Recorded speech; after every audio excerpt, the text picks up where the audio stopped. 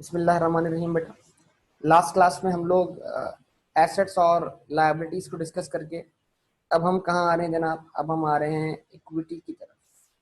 हमारा accounting equation का हिस्सा, यानी हम पिछली क्लासेस के अंदर बेसिक अंडरस्टैंडिंग डेवलप कर चुके थे अकाउंटिंग इक्वेशन के जो 3 कंपोनेंट्स हैं, एसेट्स, लायबिलिटीज। तो आज हमें अकाउंटिंग इक्वेशन का तीसरा कंपोनेंट डिस्कस करना है। Assets are equal to equities and liabilities.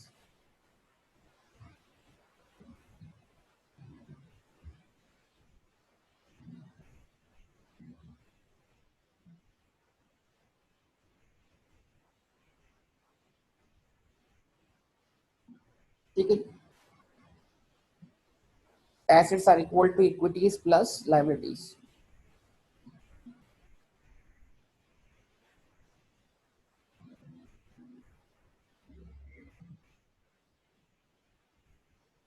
Plus का साइन लगा दिया मैंने यहाँ। ठीक है, तो अब तक हम एसेट्स और लायबिलिटीज को डिस्कस कर चुके हैं। अब हम इक्विटीज को डिस्कस करते हैं। इक्विटी की डेफिनेशन बड़ी सिंपल है यार। अगर आप बोलते हैं सर इक्वेशन ये है, A for asset, E for equity, L for liability. ठीक है, तो व्हाट इज इक्विटी? अगर मैं इक्वेशन जरा क्या करूं, तब्दील करूं, तो इक्वेशन ये बन जाएगी sir, A minus L is equals to E. It means what? E is equals to asset minus liabilities. जवाब दें। इक्विटी की डेफिनेशन जो है वो इस तरह डिफाइन की गई है कि अगर एसेट्स में से, समझिएगा बड़ी इंपॉर्टेंट बात कर रहा हूं, अगर एसेट्स में से वो एसेट्स निकाल दिए जाएं जो लायबिलिटीज ने जनरेट करके दिए हैं, एसेट्स में से वो एसेट्स निकाल दिए जाएं जो कि लायबिलिटीज ने जनरेट करके दिए हैं, तो फिर जो नेट एसेट्स बचते हैं, क्या बचते हैं बेटा? Net assets. वो नेट एसेट्स किससे बिलोंग करते हैं? ऑनर से। और वो ऑनर उन तमाम एसेट्स को विड्रॉ करके घर ले जा सकता है। मतलब एसेट्स में से लायबिलिटी अगर तमाम एसेट्स खा जाए, लायबिलिटी पे ऑफ होने में जितने एसेट इस्तेमाल हो जाएंगे, उसके बाद जो बचेगा वो सब कुछ ऑनर का होगा। और अगर आज की डेट पे बिजनेस क्लोज हो जाता है तो ऑनर जो बचेगा उसको घर ले जा सकता है विड्रॉ करके। यानी इक्विटी हमें किसी भी पॉइंट पर ये बता रही होती है कि अगर आज की डेट पर ऑनर, अगर आज की डेट पे बिजनेस शट डाउन हो जाए, अगर आज की डेट पर ये बिजनेस क्लोज हो जाए, तो ऑनर के हाथ में क्या आएगा? आज ऑनर घर क्या ले जा सकता है? क्योंकि एसेट्स तो बहुत सारे हैं, उसमें कुछ एसेट्स इक्विटी फाइनेंस्ड हैं और कुछ एसेट्स लायबिलिटी फाइनेंस्ड हैं। तो लायबिलिटी फाइनेंस एसेट्स तो क्या करने पड़ेंगे आपको? रीपे करने पड़ेंगे। यानी मतलब जो एसेट्स आपने लायबिलिटी के थ्रू फाइनेंस किए हैं, तो वो लायबिलिटीज आपको पे ऑफ करनी पड़ेंगी। उसके बाद जो एसेट बचेंगे लायबिलिटीज पे ऑफ करने के बाद, वो सब कुछ आपकी इक्विटी के बराबर होगा। इक्विटी को हम एसेट्स माइनस लायबिलिटीज बोलते हैं। इक्विटी को हम एसेट्स माइनस लायबिलिटी बोलते हैं। और इक्विटी को हम बाज दफा नेट एसेट भी बोल देते हैं। नेट एसेट मतलब नेट एसेट्स की वैल्यू हमेशा इक्विटी के बराबर होगी। ठीक है जी। तो एक सवाल यहाँ पर है कि पर सर ये इक्वेशन तो तब लायबल होगी ना जब हमने कोई उधार लिया हो। अगर लायबिलिटी ना हो तो बिल्कुल करेक्ट बात है, बेहतरीन। अगर कोई लायबिलिटी ना हो तो ऑब्वियसली आपके तमाम एसेट्स जो हैं वो इक्विटी के बराबर होंगे। बिल्कुल दुरुस्त जवाब है आपका, बिल्कुल करेक्ट बात है। लेकिन देखिए, कोई बिजनेस दुनिया में ऐसा शायद ना हो जिसके ऊपर लायबिलिटी ना हो। बहुत रेयर है ऐसा कि बिजनेस के ऊपर लायबिलिटी ना हो। लायबिलिटी तो किसी ना किसी सूरत में आ ही जाती है, कुछ ना कुछ करके आ ही जाती है। ठीक है, 12। तो अब मैं मतलब जो बुनियादी बात मैंने करनी थी ना, वो समझाना क्या था आपको, मैं इक्विटी की डेफिनेशन देने जा रहा हूँ। इक्विटी की डेफिनेशन क्या है? ये पूरा सिनेरियो बनाकर मैं इक्विटी को डिफाइन करने जा रहा हूं।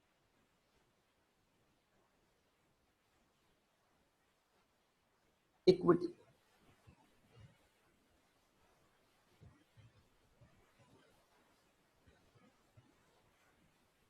it is residual interest of owner of a business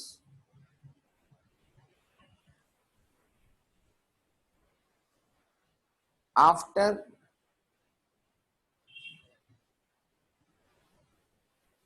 deducting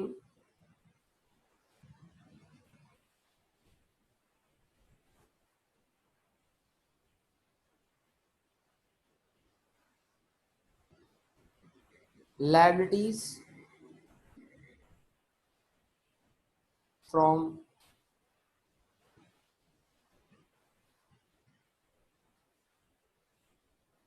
assets। हाँ जी, क्या आपको ये डेफिनेशन समझ में आती है बेटा? Equity it is residual interest. Equity जो है वो ऑनर के इंटरेस्ट को इस्तेमाल रिप्रेजेंट करता है। मतलब कि इस बिजनेस में ऑनर का इंटरेस्ट क्या है। आज की डेट पर अगर ये बिजनेस क्लोज हो तो ऑनर के हाथ में क्या आएगा? तो किसी भी पॉइंट पर इक्विटी आपको ऑनर का इंटरेस्ट बता रही है इन अ बिजनेस।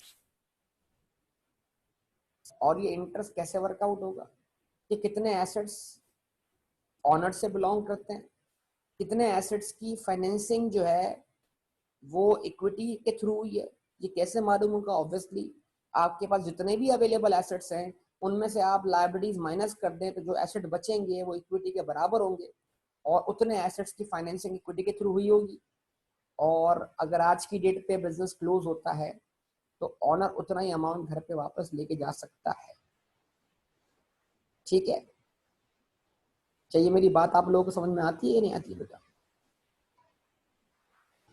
इक्विटी में आ रहा हूं, मैं सारी बातें करूंगा, मैं अभी तो बेस तो बना लूं। अभी ऑनर पर्सनल यूज भी कर सकता है, मैं उस पर ला रहा हूँ। आप अच्छी बात है, माशाल्लाह आप पढ़ रहे हैं, बड़ी अच्छी बात है।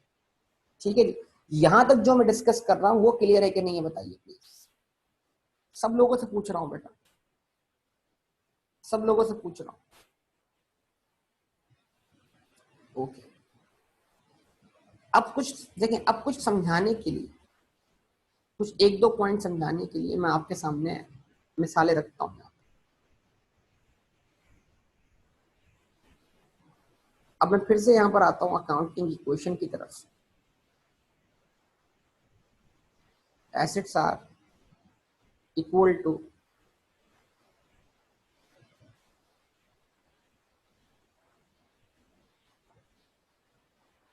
Equities plus liabilities.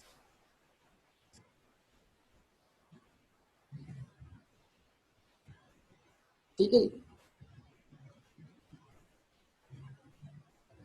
Cash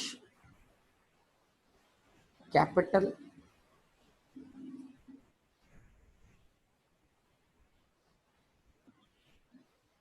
loan. मान लीजिए एक बिजनेस के पास जो है वो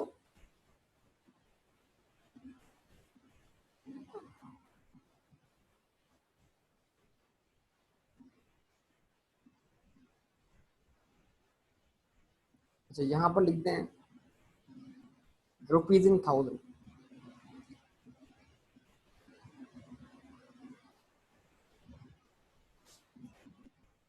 तो बेटा रुपीज इन थाउजेंड लिखने का मतलब क्या है? रुपीज इन थाउजेंड का लिखने का मतलब क्या है? रुपीज इन थाउजेंड लिखने का मतलब क्या है?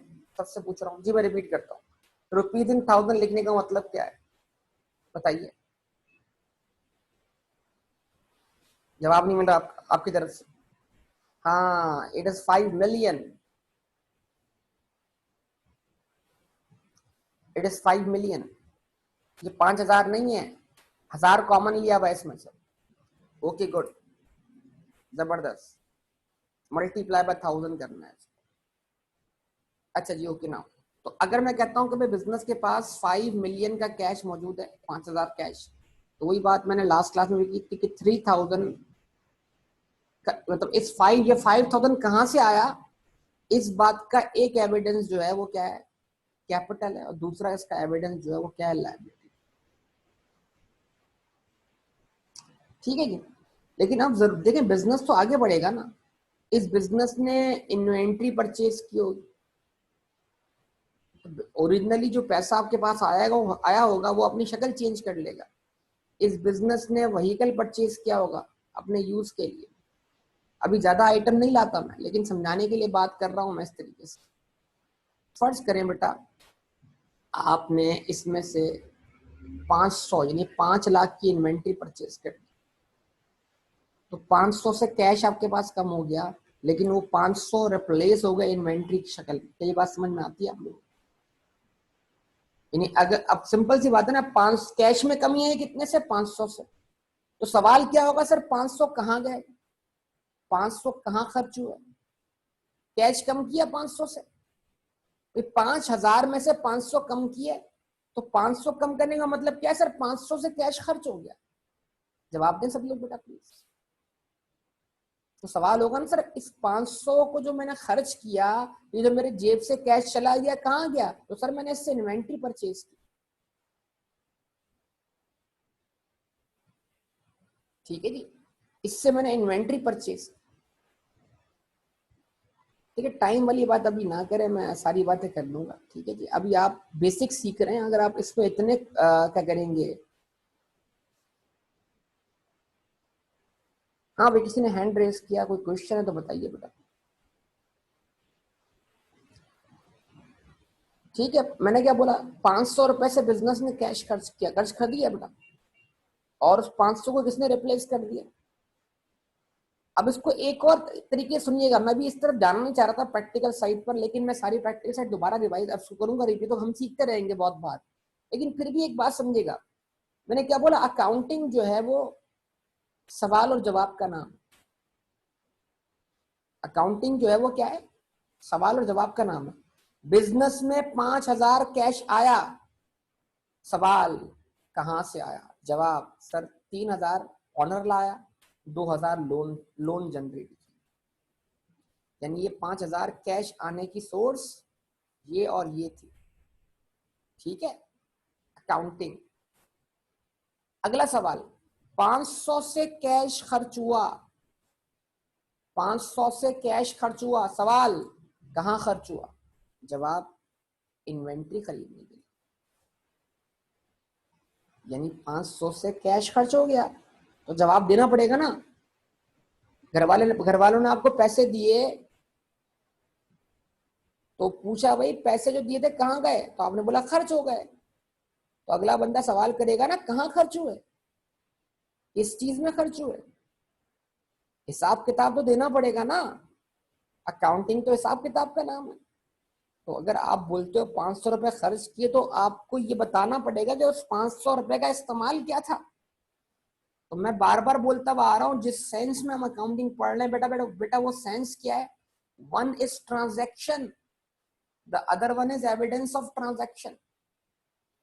कि अगर मैंने 500 रुपए की ट्रांजैक्शन की है, 500 रुपीज इन 1000 है, ओरिजिनली ये 5 लाख है, तो ये 500 रुपए गए कहां पर, तो भाई ये 500 रुपए के बदले इन्वेंट्री आ गई ना भाई। कुछ बात समझते हैं कि नहीं समझते।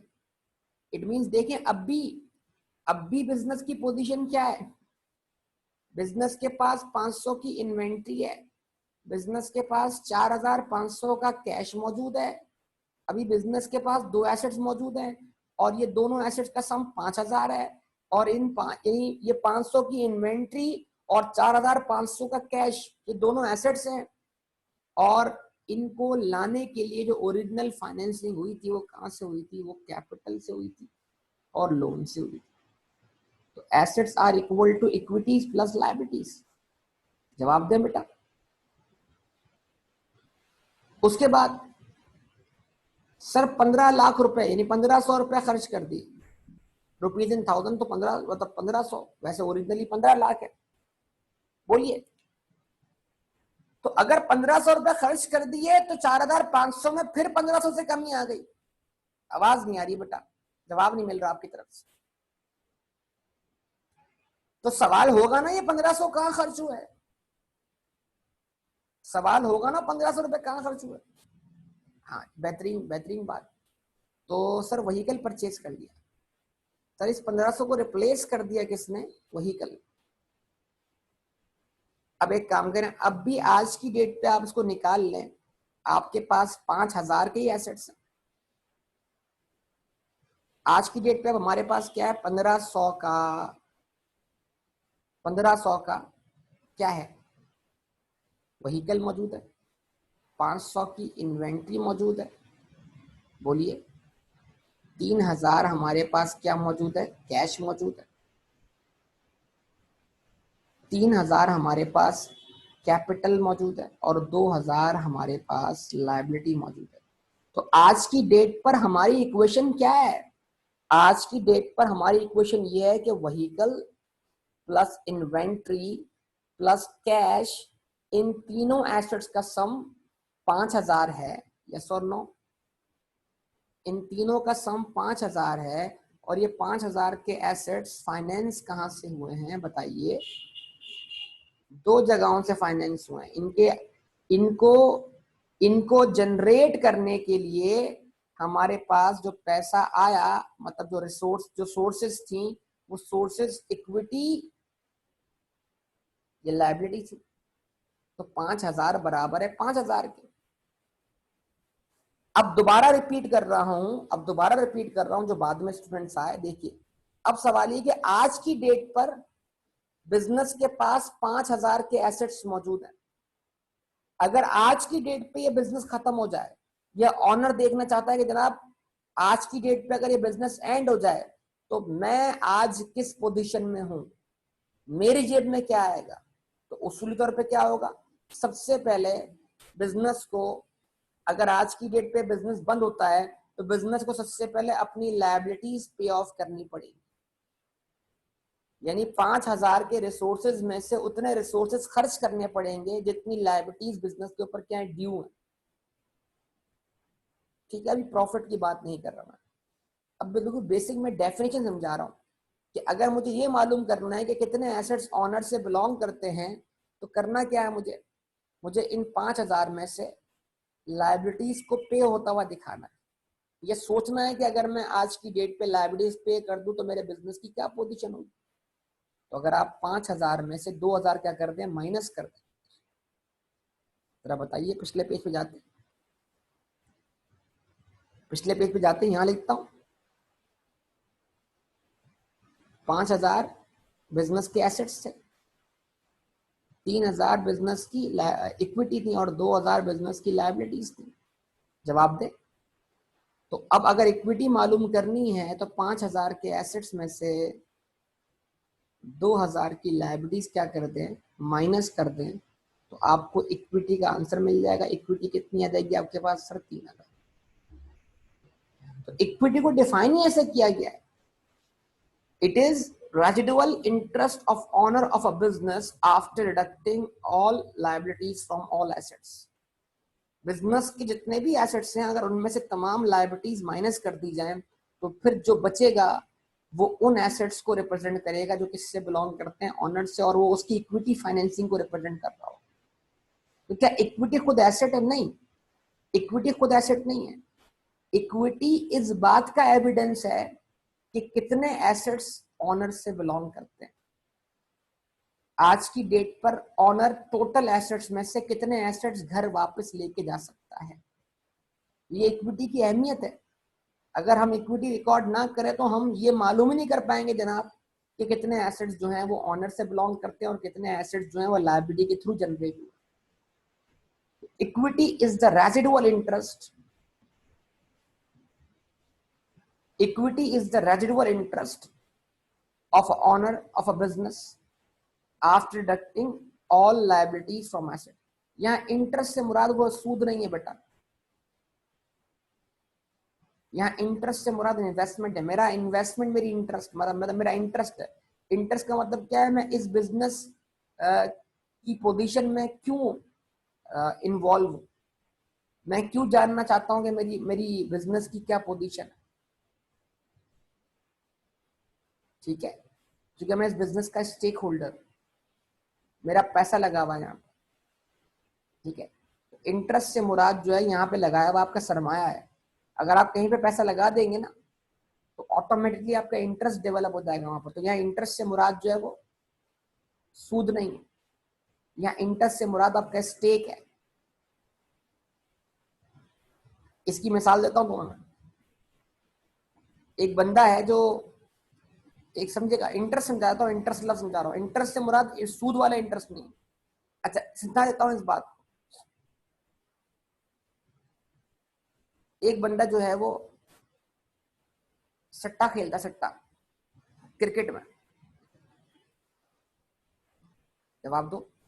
एक बंदा सट्टा खेलता है क्रिकेट में, किसी टीम पे पैसा लगाता है। अब वो मैच देखेगा, अब वो मैच देखेगा, लाजमी देखेगा, एक एक बॉल देख रहा होगा। तो इट मींस दैट उस क्रिकेट मैच में उसका इंटरेस्ट है, उस क्रिकेट मैच में उसका इंटरेस्ट है, उसका कुछ दाव पे लगा हुआ है। कुछ समझे या नहीं समझे? ठीक है, उम्मीद करता हूं बात समझ में आई होगी सब लोगों को।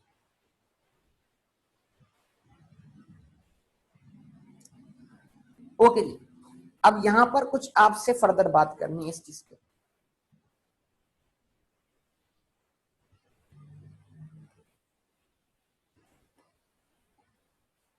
अच्छा जी, अब यहां पर आपके सामने कुछ डिस्कशन है बड़ा important. Change in equity.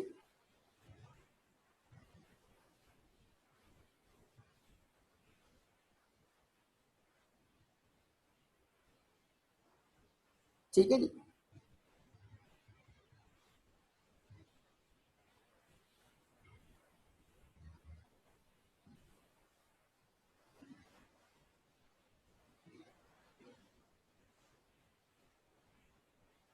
Bye honour. Equity में चेंज कैसे आ रहा है, तवज्जो कीजिएगा बेटा, तवज्जो कीजिएगा। इक्विटी में चेंज कैसे आ रहा है? तो हम बोलते हैं इक्विटी में चेंज आ रहा है ऑनर की वजह से। ठीक है जी,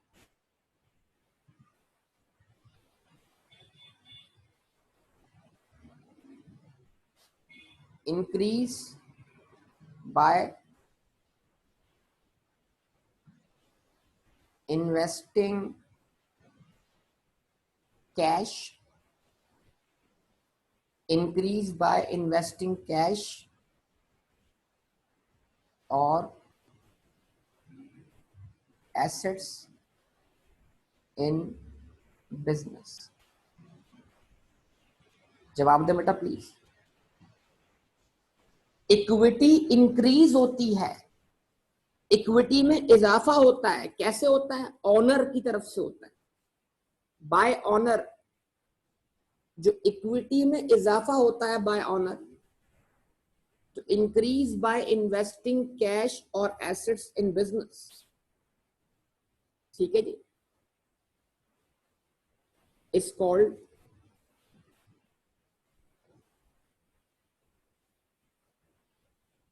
कैपिटल। ठीक है, जवाब दें बेटा।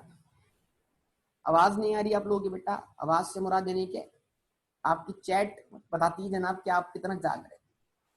यानी बिजनेस में जो इजाफा होता है, बिजनेस के एसेट में जो इजाफा होता है कैश की शक्ल में या किसी और एसेट की शक्ल में, लेकिन अगर उस कैश का और उस एसेट का लाने वाला कौन होता है? ऑनर होता है। तो फिर उस एविडेंस को कि वो एसेट, वो कैश ऑनर लेकर आया, उसको हम कैपिटल के नाम से रिकॉर्ड करते हैं। इक्विटी के अंदर एक कंपोनेंट क्या है? कैपिटल है। क्या ये बात सबको समझ में आती है? इक्विटी में एक कंपोनेंट जो है वो कैपिटल है। ठीक है जी, ओके, जबरदस्त, ओके। अच्छा जी,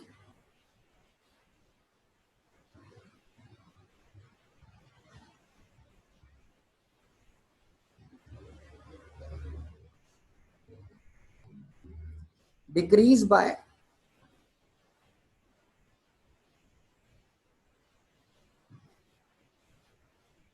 curtailing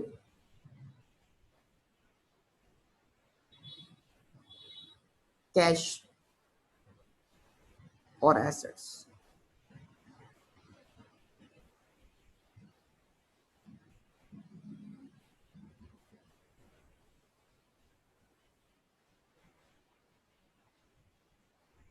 Decrease by curtailing cash or assets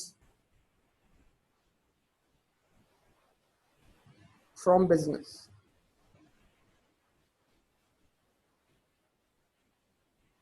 is called reduction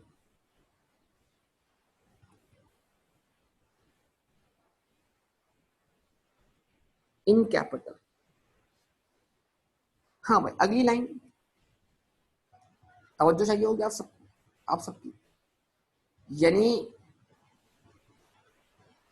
अगर बाज़ दफा आप देखते हैं कि कुछ लोग जो हैं वो किसी बिजनेस के अंदर जरूरत से ज्यादा इन्वेस्ट कर देते। एक बिजनेस जिसमें इन्वेस्टमेंट चाहिए थी 20 लाख रुपए, किसी ने लगा दिया 50 लाख रुपए।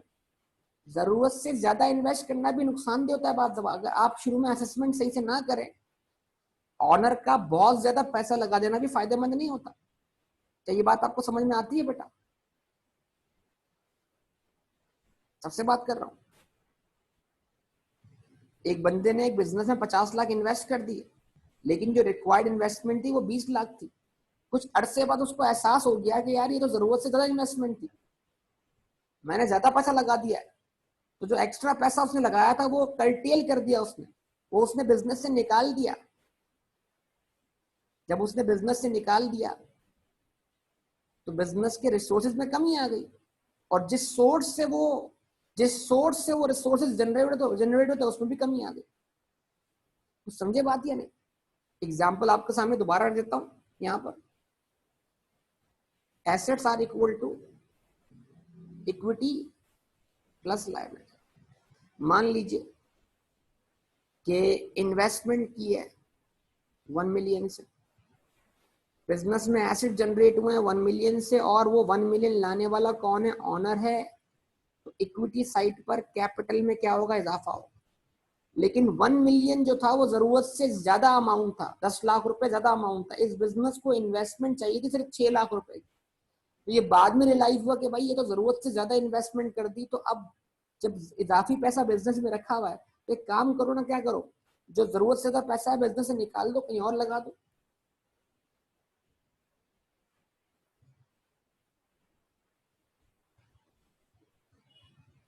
चार लाख क्या कर दिए?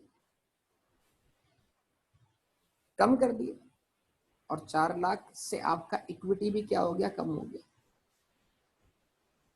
तो अब इधर बैलेंस क्या है? 6 लाख। इधर बैलेंस क्या है? 6 लाख। तो 6 लाख बराबर आए 6 लाख के। तो ये बताने का मतलब क्या था? ये कैपिटल क्या हुआ था? इंक्रीज हुआ था।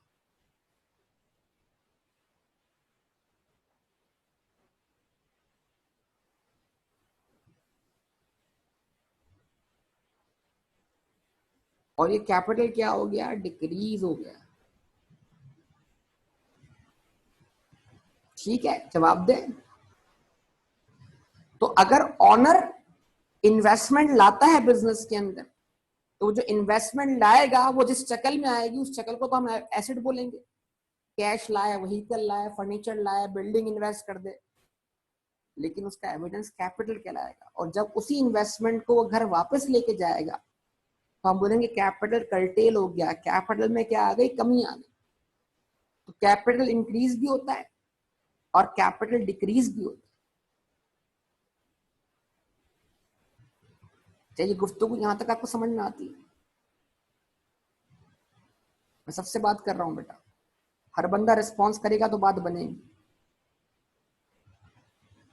ओके, आगे। अब बड़ी इंपॉर्टेंट बात करने जा रहा हूं।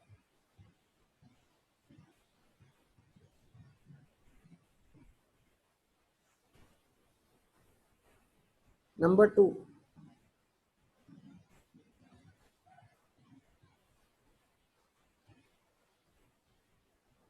Bye operation of business.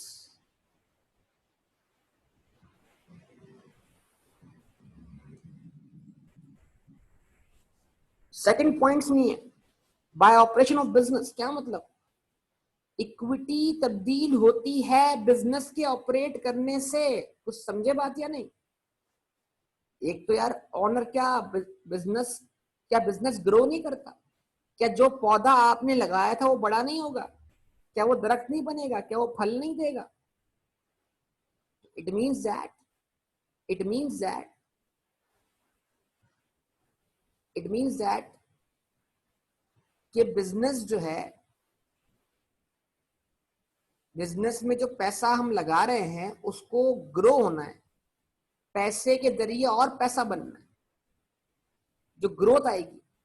तो देखो समझना बात को, जो पहला पॉइंट था मेरा बाय ऑनर, उसका मतलब क्या था? उसका मतलब था ये बाय ऑनर का मतलब क्या था? ये वो पौधा है, ये वो बीज है, ये वो खाद है, ये वो पानी है जो कौन दे रहा है? बिजनेस को ऑनर दे रहा है। उसके बाद जब वो पौधा बड़ा हो जाएगा, ग्रो हो जाएगा, तो वो ग्रो होने के बाद क्या होगा? वो ग्रो होने के बाद वो फल देना शुरू करेगा, और वो फल जब आप बेचोगे तो आपके बिजनेस को क्या होगा? जवाब दो, प्रॉफिट होगा। कुछ समझे बात या नहीं? आपके बिजनेस को क्या होगा? प्रॉफिट होगा। ठीक है जी। अब कुछ सवाल मैं बीच में रीड कर रहा हूं, मैं उनके जवाब लास्ट में देता हूं, ठीक है ना? अब मैं समझाने जा रहा हूं इसका मतलब क्या है। बिजनेस इक्विटी का बढ़ना इन्वेस्टमेंट की वजह से, ये अलग बात है, और इक्विटी का बढ़ना बिजनेस के ऑपरेट करने की वजह से, ये अलग बात। ठीक है? तो बिजनेस के ऑपरेट करने से इक्विटी कैसे बढ़ती है? बिजनेस के ऑपरेट करने से इक्विटी कैसे बढ़ती है? देखिएगा, नंबर 1,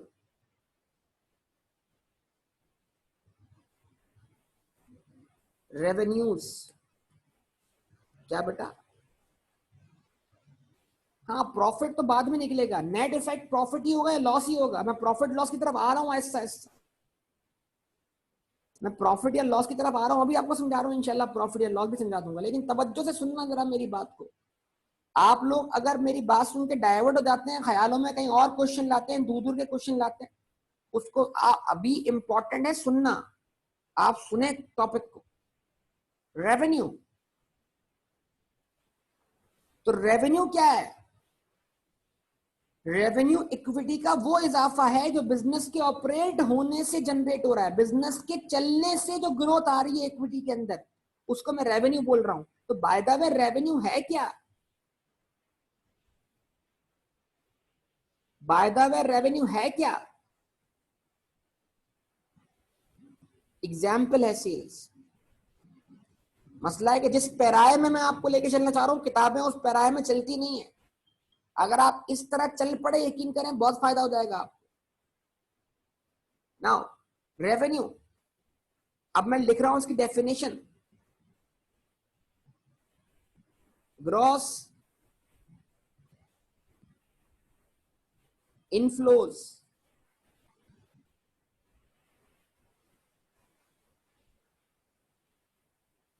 जनरेटेड बाय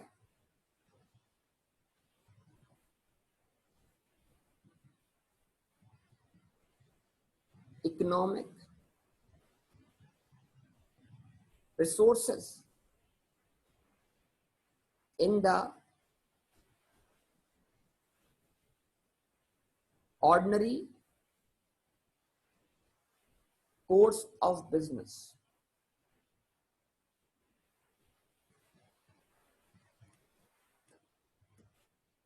हाँ जी,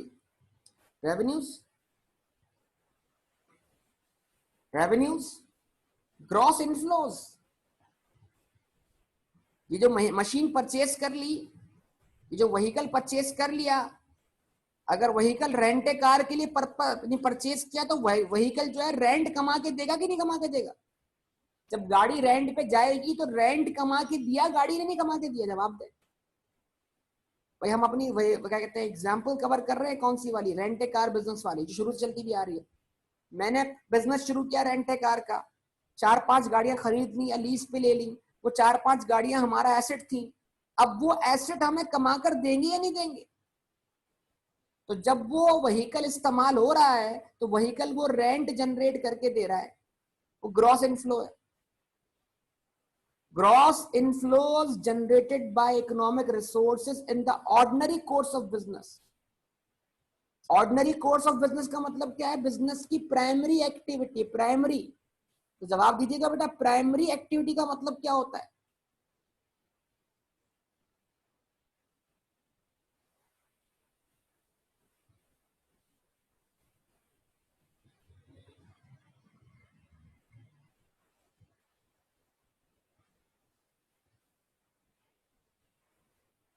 प्राइमरी एक्टिविटी का मतलब क्या है भाई? अगर आपकी प्राइमरी एक्टिविटी ट्रेडिंग है तो आप गुड्स खरीदते हैं और बेचते हैं। अगर आपकी प्राइमरी एक्टिविटी मैन्युफैक्चरिंग है तो आप चीजें बनाकर बेचते हैं। और अगर आपकी प्राइमरी एक्टिविटी जो है वो सर्विस प्रोवाइडिंग है तो आप रेंट ए कार सर्विस दे रहे हैं ना बेटा। तो सर्विस का मतलब क्या है? गाड़ी आप दे रहे हैं इस्तेमाल करने के लिए और उसके बदले आप क्या चार्ज कर रहे हैं? रेंट चार्ज कर रहे हैं। तो इसका मतलब रेंट ए कार बिजनेस के लिए रेंट जो है वो प्राइमरी एक्टिविटी हो गया। Yes, gross inflows generated by economic resources in the ordinary course of business। एक बिजनेस को जो ग्रॉस इनफ्लो जनरेट होके मिल रहा है, उसके ऑपरेट होने की वजह से वो क्या है? रेवेन्यू।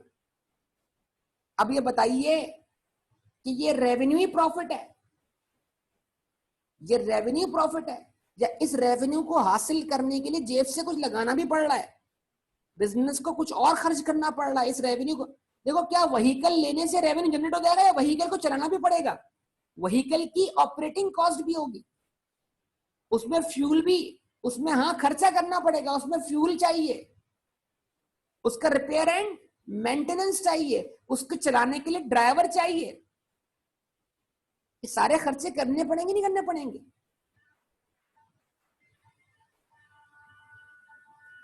तो एक और चीज है जो रेवेन्यू के अगेंस्ट जाएगी, अपोजिट जाएगी, उस चीज को मैं क्या नाम दूंगा?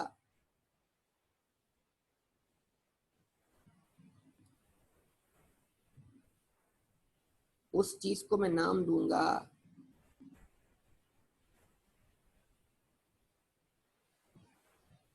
एक्सपेंसेस। एक्सपेंसेस, एक्सपेंसेस क्या है? एक्सपेंसेस क्या है? आउटफ्लोज। आउटफ्लोज, आउटफ्लो मतलब आपकी जेब से पैसा जा रहा है।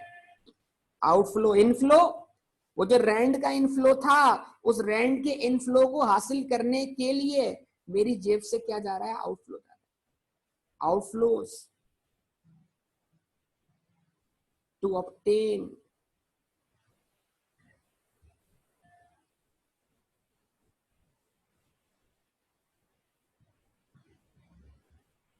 inflows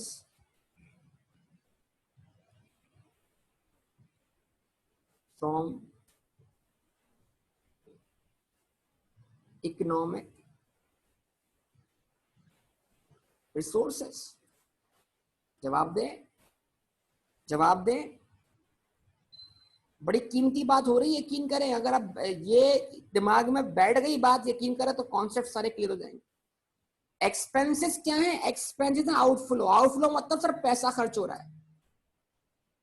क्यों खर्च हो रहा है? इन पे खर्च हो रहा है, इकोनॉमिक रिसोर्सेज पे खर्च हो रहा है। इकोनॉमिक रिसोर्सेज से, इकोनॉमिक रिसोर्सेज से इनफ्लो, इनफ्लो, इनफ्लो से मुराद क्या है? रेवेन्यू। इकोनॉमिक रिसोर्सेज से इनफ्लो हासिल करने के लिए, इकोनॉमिक रिसोर्सेज से इनफ्लो हासिल करने के लिए, इकोनॉमिक रिसोर्सेज से रेवेन्यूज जनरेट करने के लिए जो पैसा फर्दर जेब से जा रहा है वो क्या है? एक्सपेंस। गाड़ी तो खरीद ली थी, व्हीकल तो परचेज कर लिया था, उसको तो प्रॉपर्टी प्लांट इक्विपमेंट बोल दिया था। अब व्हीकल का रेंट कमाने के लिए फ्यूल तो डालना पड़ेगा ना बेटा। गाड़ी को रिपेयर एंड मेंटेनेंस तो करवाना पड़ेगा, गाड़ी का इंश्योरेंस तो करवाना पड़ेगा, ड्राइवर को सैलरी तो देनी पड़ेगी। ये सब काम किए बगैर क्या मैं गाड़ी का रेंट जनरेट कर पाऊंगा? इसका मतलब यह है कि इकोनॉमिक रिसोर्सेज से रेवेन्यू जनरेट करने के लिए भी कुछ और पैसे जेब से खर्च करने पड़ते हैं, जिसको हम ऑपरेशनल कॉस्ट बोलते हैं, बिजनेस के ऑपरेट करने की कॉस्ट बोलते हैं। तो बिजनेस के ऑपरेट करने की जो कॉस्ट होती है वो हमारा एक्सपेंसेस कहलाता है। क्या ये बात समझ में आती है सब लोगों को बेटा?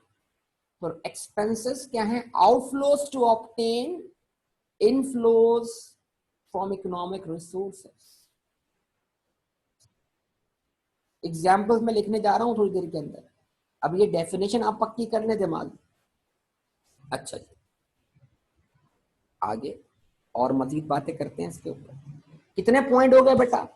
इक्विटी, इक्विटी का चेंज ऑनर की तरफ से, इंक्रीज तो इंक्रीज इन कैपिटल।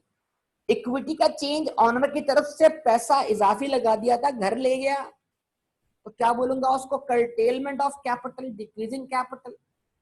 इक्विटी बढ़ रही है बिजनेस के ऑपरेट करने से, तो ग्रॉस इनफ्लो हो रहा है, उस इनफ्लो को क्या बोलूंगा मैं? रेवेन्यू बोलूंगा। इक्विटी में कमी आ रही है बिजनेस के ऑपरेट करने से, तो उस ऑपरेट करने की वजह से जो बिजनेस के इक्विटी में कमी वाकया हो रही है, उस डिक्रीज को मैं क्या बोलूंगा? एक्सपेंस बोलूंगा। एक्सपेंस। गुड, जबरदस्त बात पिक कर गए मेरे ख्याल से आप लोग।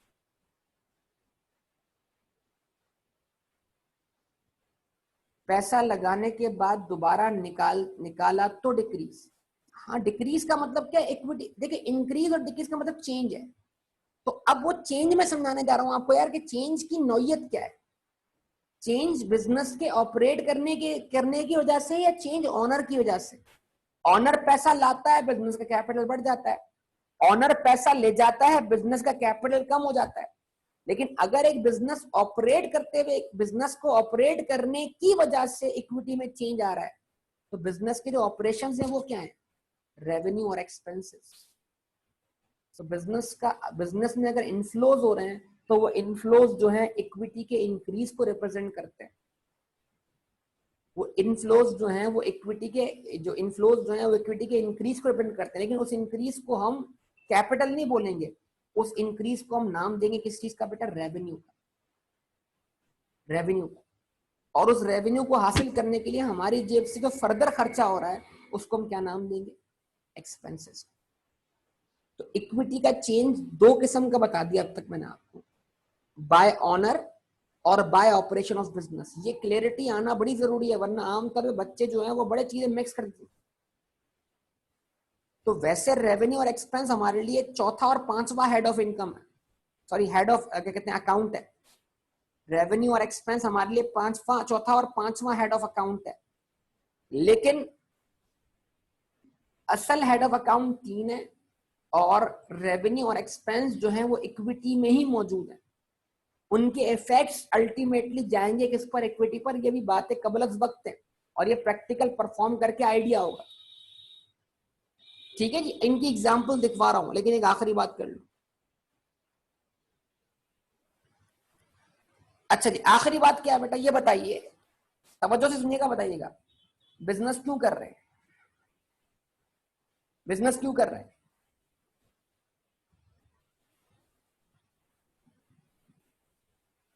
बिजनेस क्यों कर रहे हैं? To seek profit. जबरदस्त। प्रॉफिट क्यों कमा रहे हैं? प्रॉफिट क्यों कमा रहे हैं? प्रॉफिट क्यों कमा रहे हैं यार? बिजनेस से प्रॉफिट क्यों कमा रहे हैं? ऑनर बिजनेस से प्रॉफिट क्यों कमा रहा है? पर्सनल एक्सपेंस के लिए। बेहतरीन बात। तो क्या ऑनर अपने बिजनेस से पैसा निकालता नहीं है पर्सनल घर के खर्चों के लिए?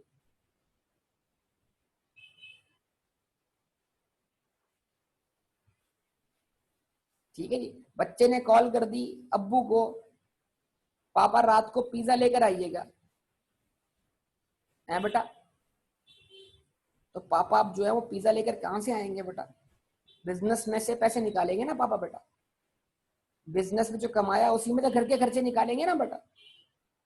तो क्या ऑनर बिजनेस में से पैसा निकालता है घर के खर्चों के लिए? निकालता है कि नहीं निकालता?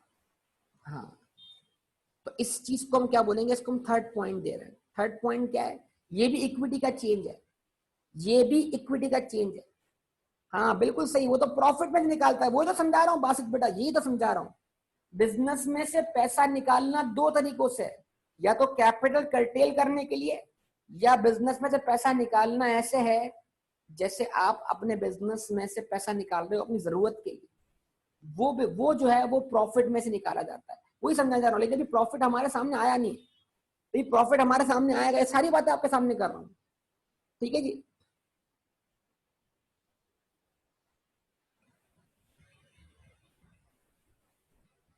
ठीक है, withdrawn by honor for personal use।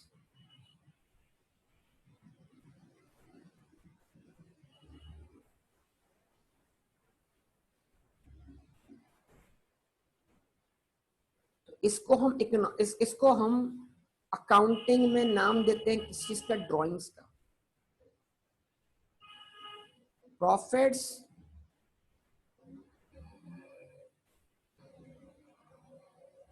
withdrawn by honor for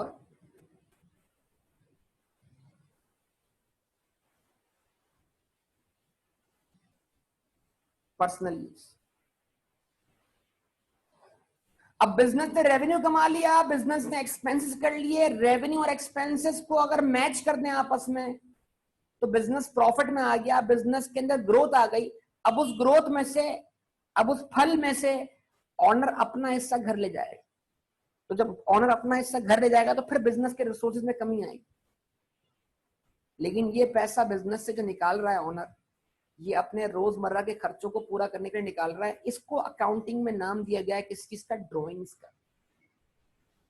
तो इक्विटी में तीन किस्म के चेंज बताया मैंने आपको। इन्वेस्टमेंट आने से कैपिटल बढ़ा, इन्वेस्टमेंट जाने से कैपिटल कम हो गया। ये दोनों काम कौन कर रहा था? ऑनर ही कर रहा था। दूसरे नंबर पर इक्विटी इंक्रीज हुई बिजनेस के ऑपरेट करने से, और वो इजाफा क्या कहलाया?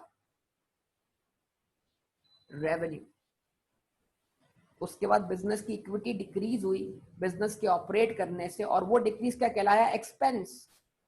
तो रेवेन्यू और एक्सपेंसेस का जो ताल्लुक है बेटा, वो बिजनेस के ऑपरेट करने से। और जब बिजनेस ऑपरेट कर गया, बिजनेस ने प्रॉफिट कमा लिया, उस प्रॉफिट में से ऑनर ने अपना हिस्सा निकाला, तो उस हिस्से के निकलने से बिजनेस की इक्विटी कम हो गई। लेकिन उसको हम क्या नाम दे रहे हैं बेटा? उसको हम नाम दे रहे हैं ड्रॉइंग्स का। ड्रॉइंग्स का। क्या ये बात सबको क्लियर है? यहां तक बात में कोई प्रॉब्लम हो तो अब मैं एग्जांपल्स कवर करूंगा इन सब चीजों की। प्लीज मुझे बिल्कुल आप बता दें, अगर क्लियर है तो फिर मैं आगे बढ़ूं। सबसे बात कर रहा हूं मैं इस वक्त बेटा, आप सबका जवाब मुझे चाहिए। तो इक्विटी में चेंज, इंक्रीज और डिक्रीज कैसे आ रहा है, इसको जरा समझ लें आप मुख्तलिफ तरीकों से। अच्छा, थोड़ा थोड़ा हुसैन कह रहे हैं थोड़ा थोड़ा समझ में आ रहा है। अच्छा, जिनको वाकई थोड़ा थोड़ा समझ में आ रहा है, नो डाउट, लेकिन उनको ये सब कुछ प्रैक्टिकल करके समझ में आ जाएगा। प्रैक्टिकल, ये प्रैक्टिकल, वहां रिपीट कर रहा हूँ, एग्जाम्पल्स को रिपीट कर रहा हूँ, मैंने अभी तो बोला रिपीट तो लाजमी। ठीक है जी। रेवेन्यूज में प्रॉफिट बिल्कुल इंक्लूड होगा। जब तक आप रेवेन्यू देखो, आपने यार सिंपल सी बात है, आप ये बताओ, जो आप गाड़ी से रेंट कमाओगे उसमें आपका पेट्रोल का खर्चा भी शामिल होगा कि नहीं होगा? तो आप जो चार्ज करोगे अपने कस्टमर्स से, वो क्या सोच के चार्ज करोगे शाहजेब? जो मैं रेंट कमा रहा हूँ, आप फर्ज करें कराची, हैदराबाद से कराची गाड़ी लेके जा रहे हो, रेंट कार पर दे रहे हो, और आप उससे चार्ज कर रहे हो 5,000 रुपए। तो उस 5,000 के अंदर आपका क्या कहते हैं, फ्यूल का खर्चा होगा, ड्राइवर का वेजेस होगा कि नहीं होगा? ड्राइवर के वेजेस होंगे कि नहीं होंगे? तो इसका मतलब क्या, हर बिजनेस जो रेवेन्यू चार्ज करता है उसमें अपना प्रॉफिट मार्जिन वो सेट करता है कि नहीं करता? ये जो मार्कअप मार्जिन पड़ा था कि यार मेरी कराची जाने की कॉस्ट कितनी है, भाई मेरी फर्ज करें कराची जाने की कॉस्ट 3,000 रुपए, अब मैं अपने कस्टमर से क्या चार्ज करूं, 5,000 रुपए। तो फिर मैंने मार्जिन कितना रखा, 40% रख दिया मार्जिन। यार अगर 100% मेरा रेवेन्यू है, 60% मेरी कॉस्ट है, 40% मेरा प्रॉफिट मार्जिन, तो बंदा मतलब बिजनेस मुख्तलिफ किस्म के प्रॉफिट मार्जिन से ऑपरेट करते हैं कि नहीं करते? जवाब। तो रेवेन्यू को ग्रॉस बोलने का मतलब ही क्या है? रेवेन्यू को ग्रॉस का बोलने का मतलब ये कि रेवेन्यू इतना सफिशिएंट होना चाहिए कि वो आपको आपके खर्चे रिकवर करके दे दे। जवाब दे। ओके, अच्छा,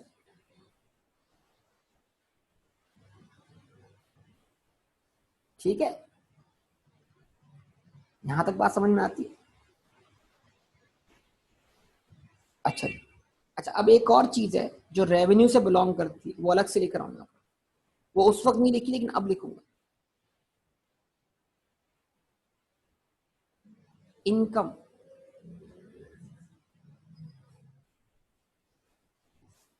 अच्छा, एक और चीज है प्रॉफिट।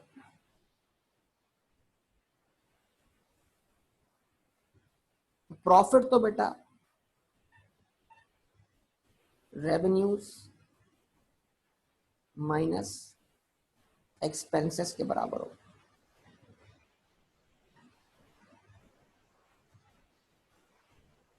ऐसे ही जवाब दे। तो what is income by the way, what is income? Income क्या है बाय द वे, ये बताइए ना, इनकम क्या होती है? इनकम किसे बोलते हैं?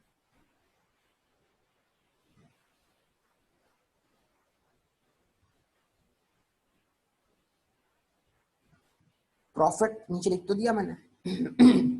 मैंने प्रॉफिट वैसे अलग कर दिया।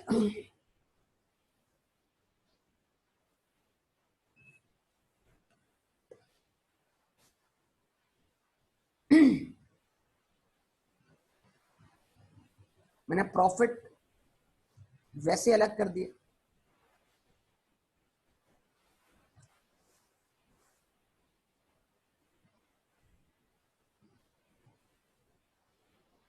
चले, तो बिजनेस की देखिए, आप समझेगा क्या, बिजनेस की कोई सेकेंडरी एक्टिविटी नहीं हो सकती?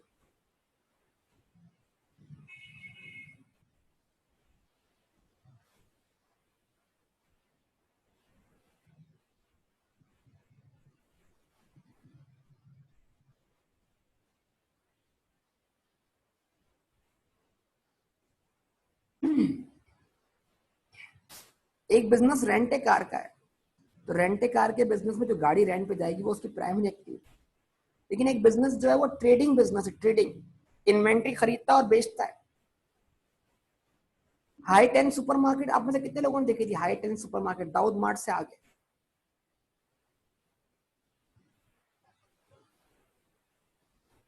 हाई टेन सुपरमार्केट आप में से कितने लोगों ने देखी थी जो दाऊद मार्ट से आगे थी, ऑटोबान रोड?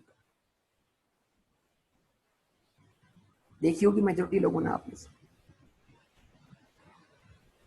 कुछ अरसा हुआ था, हाई टेन सुपरमार्केट ने क्या किया था, जो स्पेस उसके पास, उसका बिजनेस चल नहीं रहा था, बंद हो गया ना बिलाकर, उसका बिजनेस चल नहीं रहा था, तो उसने कुछ अरसा गुजारने के बाद, साल 1.5 साल गुजारने के बाद एक डिसीजन लिया कि उसने जो उसकी स्पेस थी सुपरमार्केट की, उसने वो हाफ कर दी थी, और हाफ रिमेनिंग उसने रेंट पे दे दी थी, रेंट। तो अब हाई टेन सुपरमार्केट का प्राइमरी बिजनेस क्या था?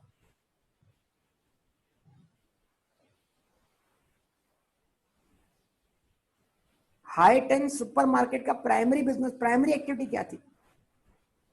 आप सबके जवाब का मुंतजर। मार्ट में क्या आता था भाई? मार्ट में जितना भी सामान रखा हुआ है वो क्या है? इन्वेंट्री है ना। ट्रेडिंग था ना उसका प्राइमरी बिजनेस, ट्रेड था। लेकिन जो उसने अपना आधा पोर्शन रेंट पे दे दिया, उससे भी तो उसको इनफ्लो होगा कि नहीं होगा? रेंट के जरिए उसको इनफ्लो होगा कि नहीं होगा, बताइए? लेकिन वो जो रेंट पे उसने अपनी आधी प्रॉपर्टी दी है, वो आधी प्रॉपर्टी रेंट पे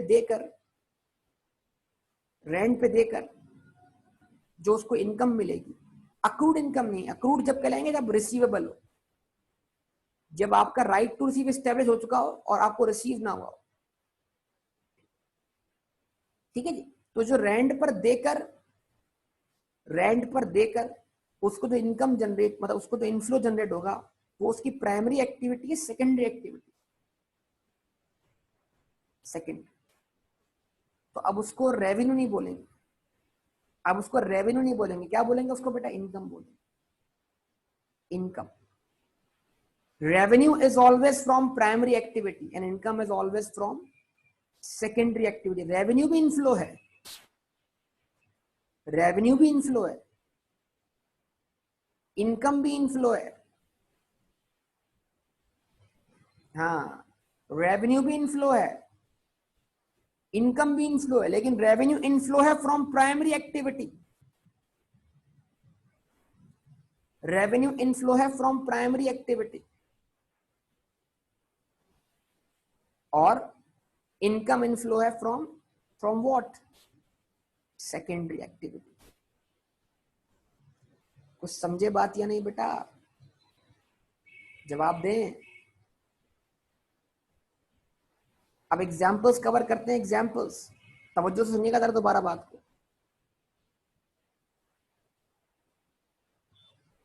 अब आपके सामने एक चार्ट बना रहा हूं, उसको अच्छी तरह दिमाग में फिट कीजिएगा।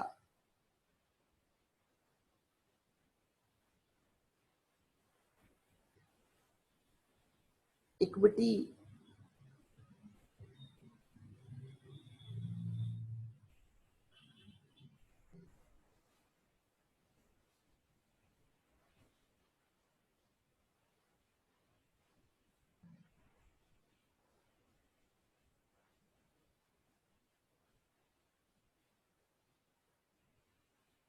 Bye honour,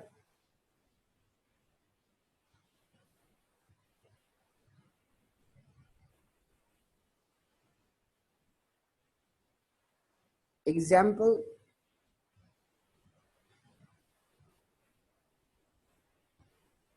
capital.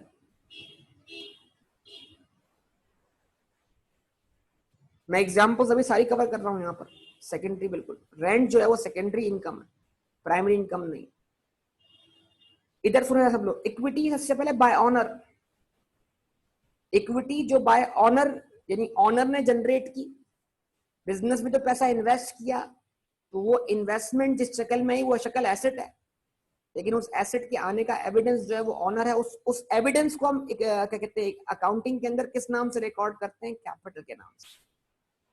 ठीक है जी। उसके बाद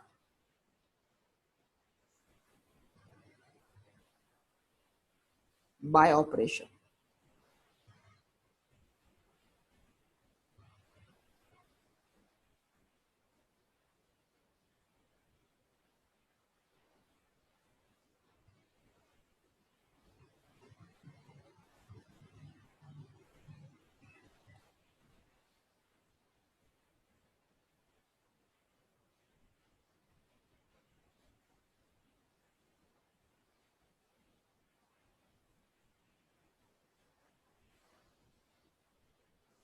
ठीक है जी।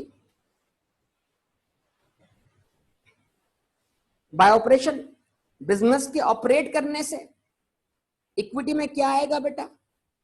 इक्विटी में इंक्रीज आएगा।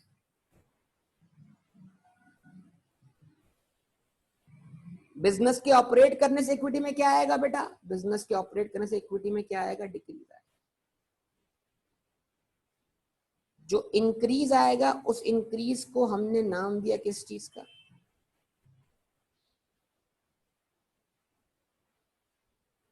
रेवेन्यू का। नाम दिया किस चीज का? रेवेन्यू का। और रेवेन्यू के लिए जो हम एग्जाम्पल कवर करने जा रहे हैं, एग्जाम्पल जो है वो रेवेन्यू की क्या है?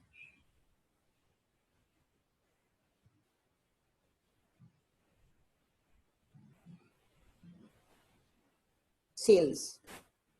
सेल्स क्या है? जो इन्वेंट्री हमने खरीदी थी बेचने के लिए, तो जब हम उसको बेच देंगे और बेचकर जो ग्रॉस इनफ्लो हमारी जेब में आएगा, उस इनफ्लो को हम क्या नाम देंगे? सेल्स। ठीक है। तो रेवेन्यू, किसी भी अगर बिजनेस ट्रेडिंग है, मैन्युफैक्चरिंग है, तो उसके जरिए जो ग्रॉस रेवेन्यू जनरेट होगा वो आमतौर पे चीजों को बेच के जनरेट होता है। उस बेचने को हम क्या बोलते हैं? सेल्स।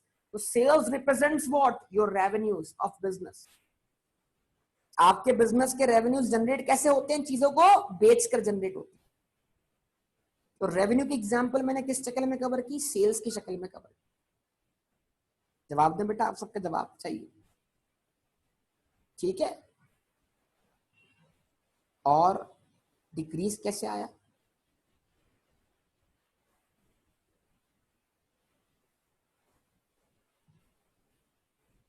एक्सपेंसेस।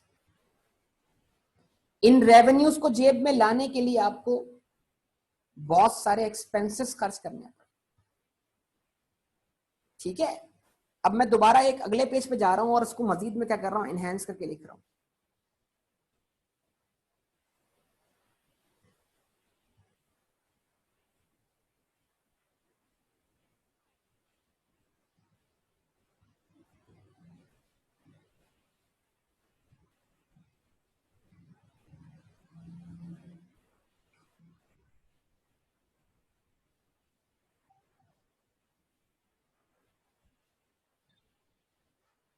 रेवेन्यूज,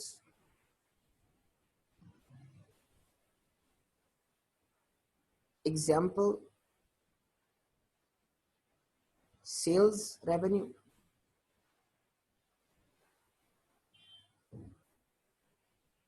और अगर आपका बिजनेस जो है वो सर्विस प्रोवाइडर, तो क्या करेंगे आप, service revenue.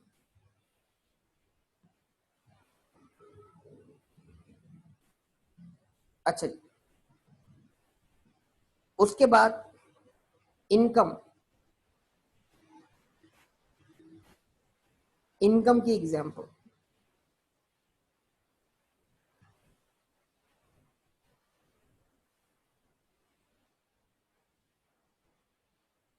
Rent income,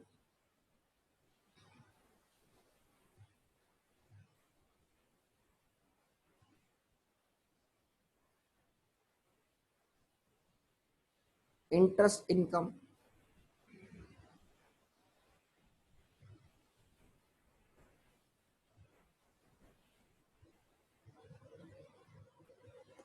commission income,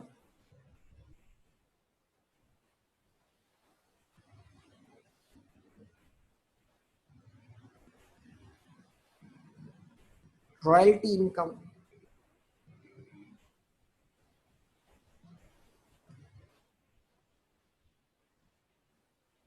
gain on disposal of PPE,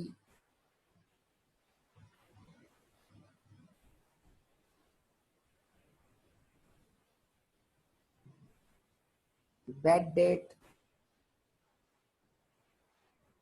recovery।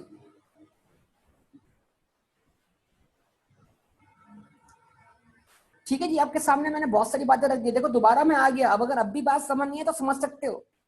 तो रेवेन्यू और इनकम में फर्क कैसे कर रहा हूं, revenue is from primary activity, inflows that are from primary activity, incomes inflows that are from secondary activity.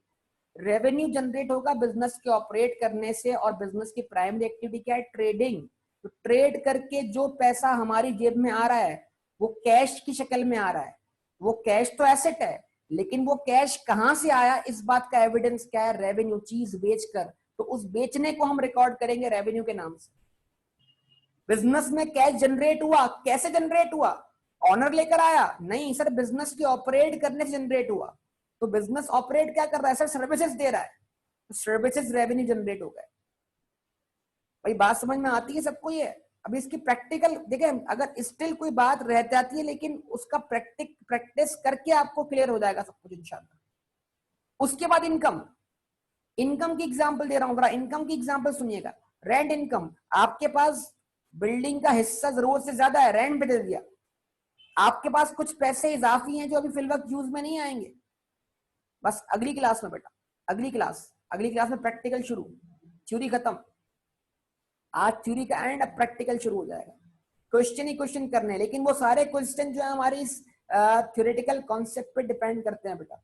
ये बात अगर कोई कंफ्यूजन हो तो पूछ लेना बिला झिझक। कोई ऐसी बात है जो क्लियर नहीं है तो बोल दो ये बात। इंटरेस्ट इनकम, बोलेगा इंटरेस्ट इनकम, आपने पैसा बैंक के सेविंग अकाउंट में रख लिया, इंटरेस्ट मिला, तो क्या इंटरेस्ट कमाना आपकी प्राइमरी एक्टिविटी है? नहीं बेटा, सेकेंडरी एक्टिविटी। कमीशन, आपने आपके बिजनेस ने किसी और बिजनेस से कोई डील करवा दी, उस डील पे क्या मिल गया? आपको कमीशन मिल गया। लेकिन बुनियादी तौर पे आपका बिजनेस कमीशन अर्न नहीं करता, लेकिन ये तो इत्तफाकन आपको कमीशन रिसीव हो गया। रॉयल्टी, नाम सुना है कभी रॉयल्टी का? बेटा रॉयल्टी क्या होती है? जवाब तो, रॉयल्टी क्या होती है? रॉयल्टी, कोई जल्दी बताओ यार, अब आप लोग जवाब नहीं दे रहे हो। रॉयल्टी क्या होती है, किसी को पता है? जब एक बिजनेस दूसरे बिजनेस को अपना नाम देता है इस्तेमाल करने के, कि तुम मेरे नाम से प्रोडक्ट बेचो, बिल्कुल, तो उस पर जो पैसे चार्ज करता है ना, वो क्या कहलाती है? रॉयल्टी। मैकडोनल्ड पाकिस्तान में जो है, वो मैकडोनल्ड खुद ऑपरेट नहीं कर रहा, पाकिस्तान में मैकडोनल्ड जो है वो लाखानी ग्रुप के पास है। लेक्सन टोबैको एंड कंपनी का नाम सुना होगा आपने, लाखानी ग्रुप। ये लाखानी ग्रुप वो ग्रुप है जिसके पास पाकिस्तान में मैकडोनल्ड भी है, जिसके पास पाकिस्तान में ये एक्सप्रेस न्यूज चैनल भी है, इसी के पास पाकिस्तान में इकरा यूनिवर्सिटी भी है। तो ये पूरा सब एक ही ग्रुप है, लखानी ग्रुप कहलाता है। तो मैकडोनल्ड पाकिस्तान में जो ऑपरेट कर रही है फ्रेंचाइज है, फ्रेंचाइज। और मैकडोनल्ड का नाम लिया हुआ है, किसने लिया हुआ है? लखानी ने मैकडोनल्ड का नाम लिया हुआ है। तो अब मैकडोनल्ड का नाम यूज करने पर लखानी रॉयल्टी पे करता होगा। तो रॉयल्टी लखानी के लिए तो एक्सपेंस है, लेकिन जिसको मिल रही है उसके लिए क्या है? इनकम है। बिल्कुल ऐसे ही जैसे रेंट जो पे करेगा उसके लिए रेंट एक्सपेंस होगा, लेकिन जो रेंट रिसीव करेगा उसके लिए रेंट क्या होगा बेटा? इनकम होगा ना। तो इधर देखना है, आप रिसीविंग एंड पर हैं, आप पेइंग एंड पर है। रेंट अगर आप पे कर रहे हो तो एक्सपेंस, लेकिन रिसीव करने वाले के लिए इनकम। यार अब ये बहस के मैकडोनल्ड ओरिजिनल मैकडोनल्ड नहीं, अल्लाह के बंदे, अभी ये बहस किधर कहां से आ गई यार? ओरिजिनल ही है भाई, सब कुछ ओरिजिनल है। समझा, एक एग्रीमेंट समझा रहा हूं आपको।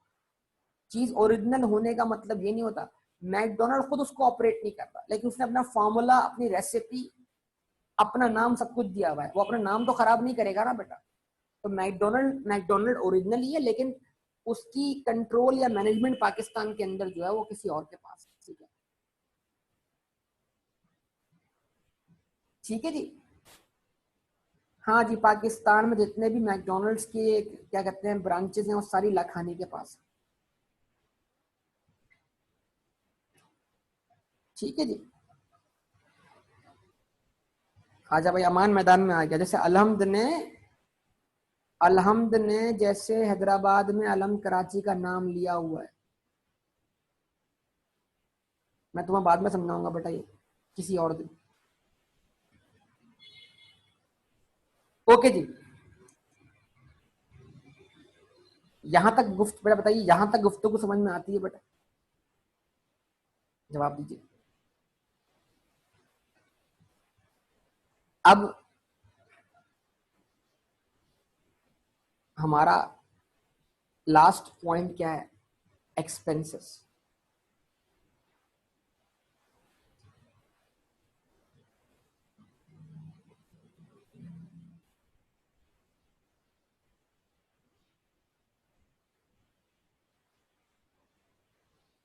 एक्सपेंस में एक प्राइमरी एक्सपेंस,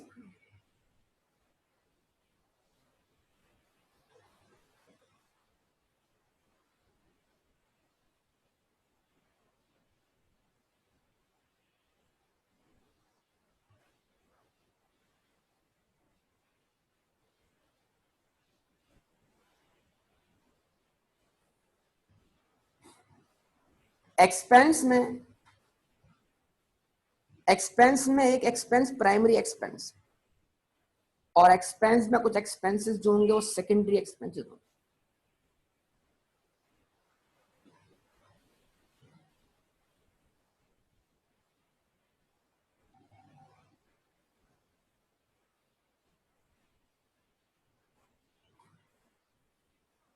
याद रखिएगा बेटा, ट्रेडिंग बिजनेस, सुने बेटा, बात सुनिएगा। ट्रेडिंग बिजनेस बगैर दुकान के, बगैर इलेक्ट्रिसिटी के, बगैर सेल्समैन के, बगैर फर्नीचर के इन सब चीजों के हो सकता है? जवाब दे, हो सकता है कि नहीं हो सकता? कुछ लोग रोड पे खड़े हुए चीजें बेच नहीं रहे होते क्या? कुछ लोग चीजें रोड पे खड़े हुए बेच नहीं रहे होते क्या? जवाब नहीं दिया आपने। ऑनलाइन के लिए इंटरनेट का खर्चा होगा बेटा, ऑनलाइन की बात इसलिए नहीं की मैंने। क्या लोग रोड पे खड़े हुए चीजें नहीं बेच रहे होते क्या? हाथों में लेके चीजें खड़े, अपने ऊपर सजा सजा के बैठे होते हैं, अपनी बॉडी पे चीजें उन्होंने लटकाई भी होती है, सजाई भी होती है, अपनी बॉडी से वो काम ले रहे होते हैं जो फर्नीचर एंड फिक्सचर से लिया जाता है। अपनी बॉडी को उन्होंने शेल्फ की तरह बनाया हुआ होता है। तो बता, ये एग्जाम्पल देने का मतलब क्या है? ये एग्जाम्पल देने का मतलब ये कि यार बिजनेस को चलाने की प्राइमरी जो कॉस्ट है वो इन्वेंट्री है। बिजनेस को चलाने की प्राइमरी कॉस्ट जो है वो इन्वेंट्री है। आप सेल्समैन रख लो, आप फर्नीचर फिक्सचर ले आओ, आप इलेक्ट्रिसिटी खर्च कर लो, आप टेलीफोन खर्च कर लो, ये सारे खर्चे बाद के हैं। लेकिन क्या इन्वेंट्री खरीदे बगैर, क्या इन्वेंट्री खरीदे बगैर हम बिजनेस चला सकते हैं? असल चीज जो बेचनी है वो क्या बेचनी है? असल चीज जो बेचनी है वो क्या बेचनी है? इन्वेंट्री। तो सर आप तो इन्वेंट्री को एसेट बोल कर आए थे, अब आप इन्वेंट्री को एक्सपेंस बोल रहे हैं, ये क्या मजाक है? अच्छा, कुछ लोगों को तो याद भी नहीं आ रहा कि मैं इन्वेंट्री को एसेट बोल कर आया था।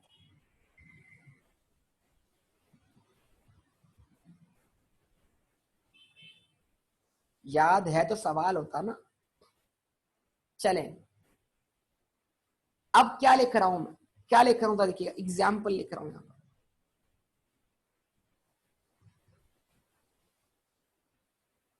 एग्जाम्पल्स।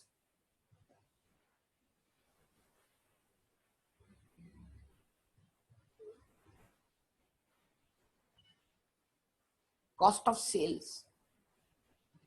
क्या लिखा मैंने? Cost of sales. Cost of sales. और एक और एग्जाम्पल लिख रहा हूं, परचेजेस। कुछ एग्जाम्पल्स अपने वक्त पे कवर होंगी। सही वक्त, कुछ चीजों के लिए सही वक्त चाहिए होता है समझाने के लिए। एक जुमला बोल रहा हूं, पिक कर सकते हो तो पिक कर लेना, वरना फिर वक्त का इंतजार करना। वो जुमला क्या है? इन्वेंट्री जब खरीदी थी तो इकोनॉमिक बेनिफिट मिलना बाकी था। जवाब नहीं चाहिए मिल रहा आपकी तरफ से बेटा। इन्वेंट्री जब खरीदी थी, बात पिक कर गए, बहुत बड़ी बात है। इन्वेंट्री जब खरीदी थी तो इकोनॉमिक बेनिफिट मिलना बाकी था, जब बिक गई तो इकोनॉमिक बेनिफिट मिल गया। जब बिक गई तो इकोनॉमिक बेनिफिट मिल गया, तो जब बिक गई तो इन्वेंट्री इन्वेंट्री नहीं रही,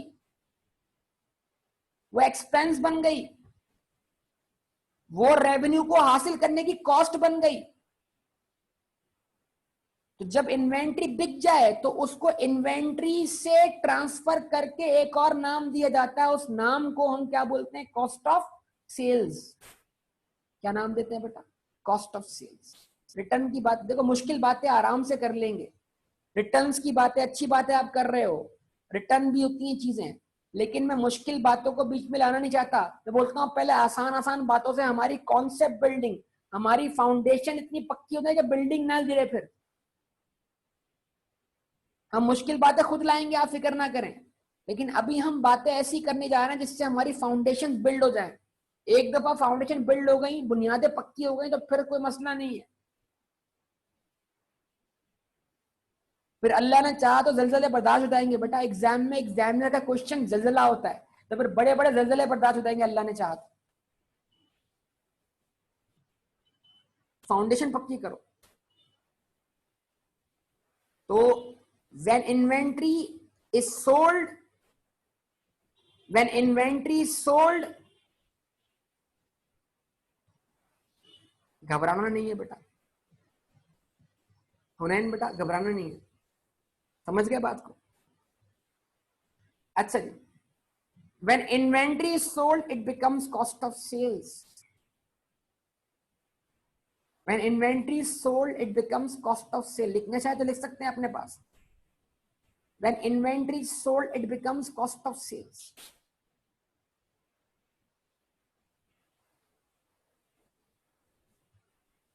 क्या ये बात क्लियर हुई सब लोगों को बेटा? यहां पर when inventory sold it becomes cost of sales, जब इन्वेंट्री बिक जाए तो फिर वो कॉस्ट ऑफ सेल्स कहलाती है, वो रेवेन्यू को हासिल करने की कॉस्ट कहलाती है। क्लियर? अच्छा, परचेज नहीं एक्सप्लेन कर रहा मैं भी आपको, परचेज भी एक्सपेंस है अकाउंटिंग में। इन्वेंट्री, अच्छा एक बात बता रहा हूं, ये बात आगे चल के आपके सामने आएगी, लेकिन एग्जाम्पल आपको याद रखना है। पर अकाउंटिंग में इन्वेंट्री को रिकॉर्ड करने के दो तरीके हैं, या तो इन्वेंट्री को खरीद के पहले एसेट बनाओ, और जब इन्वेंट्री बिक जाए तो बिकते वक्त उसको एक्सपेंस बना दो, क्योंकि इकोनॉमिक बेनिफिट मिल चुका। तो डबल मेहनत लग रही है, डबल मेहनत, कि पहले खरीदा तो एसेट बनाया और जब बिक गया तो कॉस्ट ऑफ सेल मान लिया। लेकिन कुछ केसेस में ऐसा होता है कि हम इन्वेंट्री को खरीदते ही एक्सपेंस मान लेते हैं। कुछ केसेस में ऐसा होता है कि हम इन्वेंट्री को खरीदते ही एक्सपेंस मान लेते हैं। जब हम इन्वेंट्री को खरीदते ही एक्सपेंस मान लेंगे तो हम उसको परचेजेस के नाम से रिकॉर्ड करेंगे, इतना याद रखें बस, इनफ है। आगे चल के बहुत तफसील आनी है इन तमाम बातों की। जब हम इन्वेंट्री को खरीदते ही एक्सपेंस मान लें, एसेट ना माने, खरीदते ही एक्सपेंस मान लें, तो फिर हम उसको इन्वेंट्री के नाम से नहीं, परचेजेस के नाम से रिकॉर्ड करेंगे, और परचेज को हम डायरेक्ट क्या मानेंगे? एक्सपेंस मानेंगे। तो परचेजेस आल्सो रिप्रेजेंट इन्वेंट्री। तो फिर उस केस में हमने इन्वेंट्री को ऐसे ट्रीट नहीं किया, हमने उसको एक्सपेंस ट्रीट किया है। अब प्रैक्टिकल आपके सामने आना है इस चीज का। तो इसका मतलब ये हुआ, यहां तक हमें ये पढ़ के पता लगा इन्वेंट्री को रिकॉर्ड करने के अकाउंटिंग में दो तरीके हुए। यहां तक पढ़ के पता लगा इन्वेंट्री को अकाउंटिंग में रिकॉर्ड करने के दो तरीके हुए। तरीका नंबर 1, खरीदा और एसेट बनाया, और जब बिक चुका तो उसको एसेट खत्म करके एक्सपेंस मान लिया, एक्सपेंस, और उस एक्सपेंस का नाम कॉस्ट ऑफ सेल है। और इन्वेंट्री को रिकॉर्ड करने का एक तरीका यह है कि इन्वेंट्री को खरीदते ही एक्सपेंस मान लिया। जब इन्वेंट्री को खरीदते ही एक्सपेंस मान लिया तो उस केस में हम इन्वेंट्री की खरीदने को इन्वेंट्री नहीं बोलेंगे बल्कि परचेजेस बोलेंगे। और ये हमारा चैप्टर है बाकायदा इन्वेंट्री का, और उस चैप्टर में हम इन दोनों बातों को,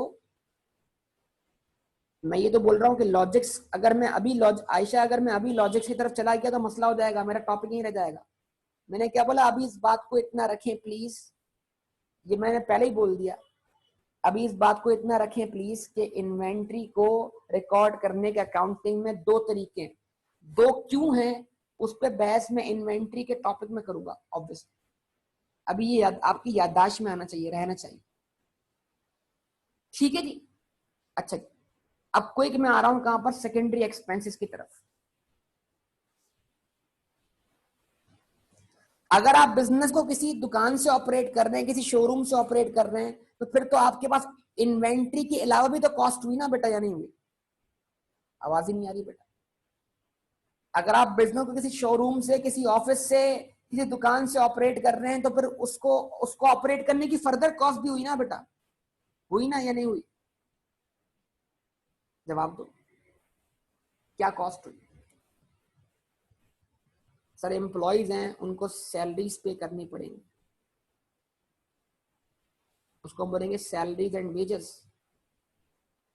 ठीक है, जवाब दो बेटा। फर्नीचर तो एसेट है ना बेटा, फर्नीचर तो एसेट है, फर्नीचर तो एसेट में कवर हो गया। मशीनरी भी एसेट है, एसेट के ये तमाम आइटम एसेट में कवर नहीं हुए। अब चीजें मिक्स होने का वक्त आ गया है, मतलब अब थोड़ा सा आप सबको कंफ्यूजन क्रिएट होंगे। वो कंफ्यूजन कुछ ही एक कल की जो क्लास होगी ना, हमारी अगली क्लास, उसी में रिजॉल्व होने हैं सारे कंफ्यूजन। अच्छा जी, number 2, electricity expense.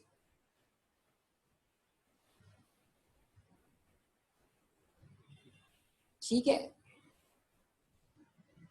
Number 3, telephone expense. Number 4 rent expense. Number 5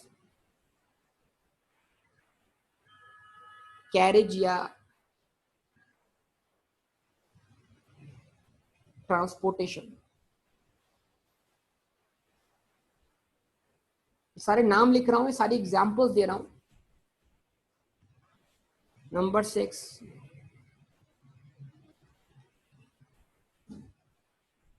commission expense. Number 7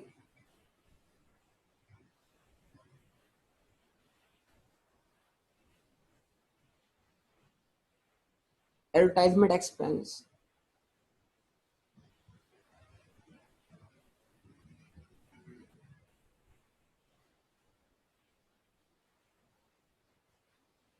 insurance expense. ठीक है जी। Point number 4 rent expense. अगर प्रॉपर्टी मैं रेंट पे कर रहा हूं तो rent expense.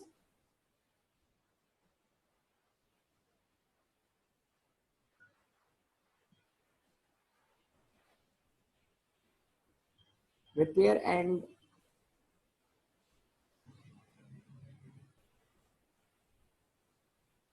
Maintenance. Fuel expense.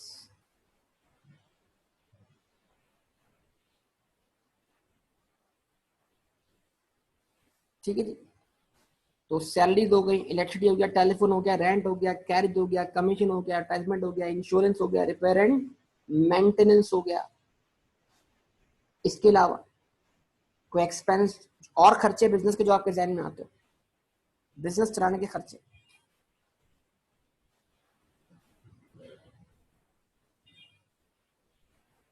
Entertainment expense.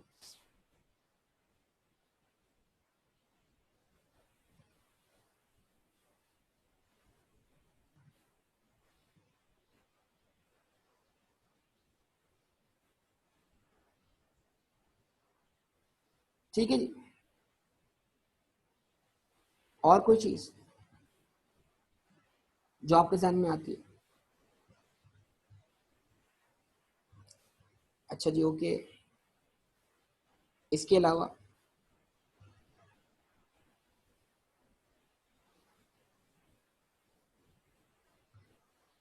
Discounts.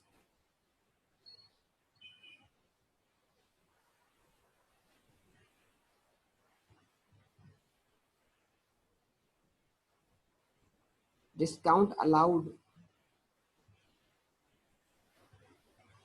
Discount allowed, आपने अपने कस्टमर्स को डिस्काउंट दिया है। ठीक है जी।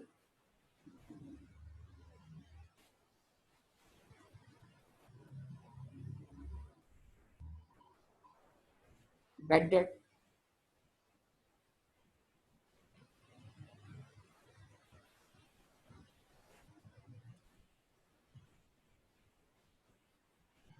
डेप्रीसिएशन। अब बेटा है क्या, पॉइंट 8 जो है वो insurance expense. Insurance point 8 insurance expense.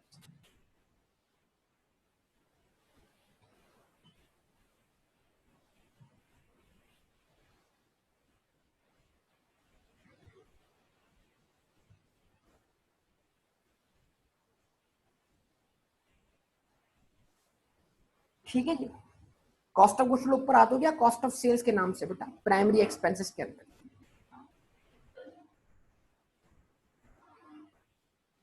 तो ये सारे पॉइंट एक्सपेंसेस हैं। ये मैंने आपके सामने एक लिस्ट दे दी है, फिल वक्त आप क्या करें, इनको दिमाग में फिट कर ले, याद कर ले। लेकिन कुछ पॉइंट्स पे आपको लॉजिक मैं देता रहूंगा कि यार ये चीज एक्सपेंस है, ये चीज एसेट है।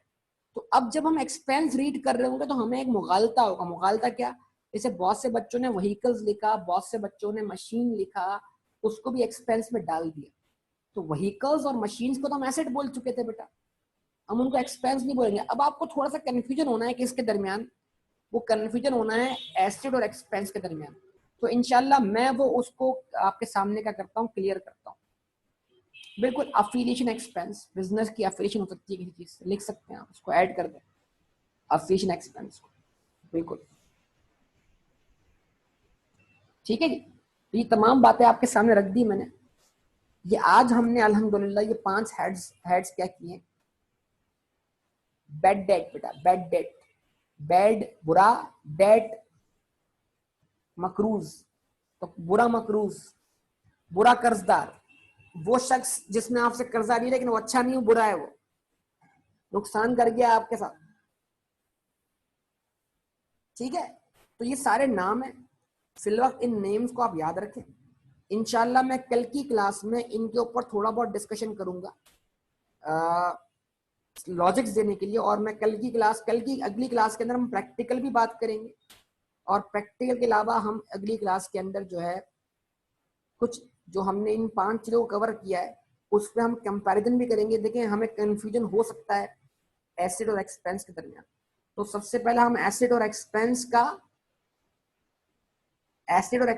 का हम कंफ्यूजन दूर करेंगे। प्रैक्टिकल में हम, जैसे अभी हमने एग्जांपल्स की ना अकाउंटिंग इक्वेशन की, तो हम अकाउंटिंग इक्वेशन पर बिजनेस की ट्रांजैक्शंस को प्रैक्टिस करेंगे। प्रैक्टिकल में हम अकाउंटिंग इक्वेशन पर बिजनेस की ट्रांजैक्शन को प्रैक्टिस करेंगे। ये बात ठीक है जी। तो उम्मीद करता हूँ ये तमाम चीजें आपने देखनी लिखनी। मैं एक दफा फिर पढ़ देता हूँ। Secondary expense number 1 salary and wages, electric expense, telephone expense, rent expense, carriage या transportation, commission expense, advertisement, insurance, repair and maintenance, fuel expense, entertainment. ये जो अपने कस्टमर्स को चाय वगैरह पिलाएंगे आप, कोल्ड ड्रिंक वगैरह पिलाएंगे कस्टमर्स को या साथ साथ अपने एम्प्लॉयज को, इसको बिजनेस के अंदर इंटरटेनमेंट का नाम दिया जाता है। तो बिजनेस एक शॉप में सुबह से लेकर शाम तक जो चाय चल रही होती है, चाय पानी का जो खर्चा चल रहा होता है, उस चाय पानी के खर्चे को बिजनेस में इंटरटेनमेंट का नाम देते हैं। डिस्काउंट अलाउड, अपने कस्टमर्स को डिस्काउंट दिया है आपने। बैड डेट, वो पैसा जो आपको मिलना था रिकवर नहीं हो सका, नुकसान हो गया, लॉस हो गया, ठीक है जी। डेप्रिसिएशन, कुछ और आइटम मैं कल ऐड कर दूंगा इसके अंदर। आप लिखना चाहें डेप्रिसिएशन के बाद loss on disposal, loss on disposal. तो इंशाल्लाह कल की क्लास बेटा इस पॉइंट से शुरू करेंगे, फर्क करते हुए। अभी टाइम बहुत ओवर हो गया है इसलिए मैं इसको मजीद डिस्कस नहीं कर रहा आपसे, तो यहाँ तक स्टॉप। इंशाल्लाह कल की क्लास में इन तमाम चीजों पर फर्दर हमारा डिस्कशन होगा। कोई भी कंफ्यूजन हो अपने सवाल अपने पास लिख कर रख लें या मुझसे मैसेज पे आप पूछ लें, ठीक है बेटा। ओके, अल्लाह हाफिज।